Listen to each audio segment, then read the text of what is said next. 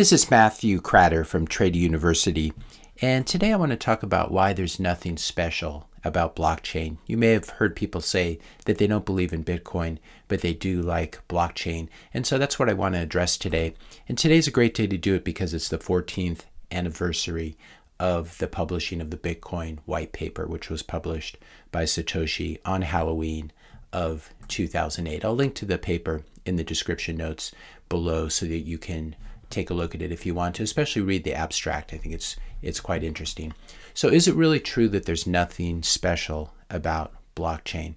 I would say yes, that blockchains are a fairly cumbersome way of running things. And in almost all cases, you're much better off just using a centralized database, which is going to be much, much faster, simply because you're not going to need to broadcast that information across the internet and allow it to propagate across a large network. So the only reason you use a blockchain really instead of a centralized database is when that decentralization and that neutrality are more important to you than speed.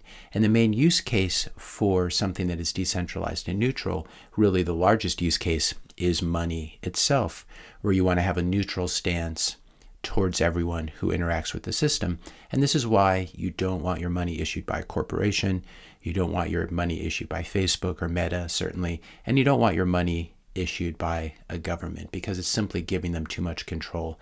And that control may not be abused at the beginning, but it ends up always being abused by the end, with governments taking advantage of people, stealing from them through money printing and inflation, and in that way harvesting their life energy and really stealing their time, because you're stealing the fruits of their labors, which has taken place over time. So why are there so many blockchain projects if blockchain is not a very special innovation? It's because, and this is the real reason, it's because it's been a workaround to allow companies and corporations and venture capitalists and scammers to skirt U.S. securities laws. It's a way for a software company to pretend that it's decentralized and to issue unregistered securities in the form of crypto or tokens. So what then is Satoshi's real innovation if it's not blockchain? I would say, if I had to sum it up in just a single sentence, that Satoshi's real innovation is this: it's combining proof of work with a distributed network as a way to achieve consensus without needing to rely on a third party. And of course, the main use case for a system like that is money itself. So I always find it quite ironic when people want to rip out the very heart of Bitcoin, which is proof of work. And this is what we've been fighting and talking about a lot on this channel, especially in the lead up to the Ethereum merge. When people want to rip out the very heart of Bitcoin, which is proof of work, in the name of innovation or environmental concern, these are people who don't understand how important proof of work is for ensuring the neutrality of the system. And a lot of people who are behind this, of course, are people who have made their money by dumping tokens on retail investors, people like Chris Larsen, who's been helping to finance this Greenpeace campaign that we talked about, where they wanted to make Bitcoin move from proof of work to proof of stake, which is never going to happen. Of course, Bitcoin can be forked. Anyone can fork it. I would encourage Chris Larsen and Greenpeace actually to fork it. Give me those proof of stake tokens from proof of stake Bitcoin, and I will dump them as quickly as I can for real Bitcoin, which is proof of work Bitcoin.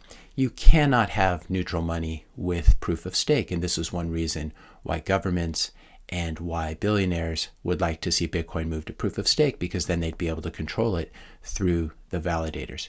You cannot have neutral money with proof of stake. If it doesn't start off being captured due to a pre-mine or pre-sales, things like Cardano, Ethereum, etc., it always ends up getting captured by the end. And this is what, of course, has happened with Ethereum. We've talked a lot about it this year.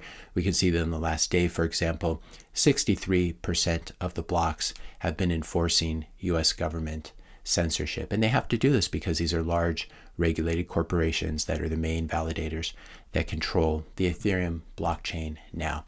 So the next time you hear someone say that they don't like Bitcoin, but that they do like blockchain technology, you will know that you're speaking with someone who either has some vested interest in selling you a token, or they just haven't put in the time to really understand either Bitcoin or the crypto space in general. I'm sure I'll get the Bitcoin Maxi comments in the comment section below. So I want to link to this old video as well. Why am I such a mean Bitcoin Maxi? So people can get a little bit more perspective around this. But one of the main reasons, of course, is because proof of work, distributed proof of work, is the real innovation and not blockchain. And once you understand that blockchain is a way of working around U.S. securities laws and that window is closing quite rapidly, you'll understand why Bitcoin is so special, why Bitcoin was this historical accident that can never be repeated, and why Bitcoin's immaculate conception, where the founder left, is so, so important.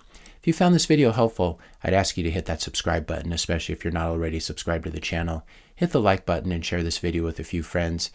And if you'd like to be notified when I publish my next video, hit the notification bell.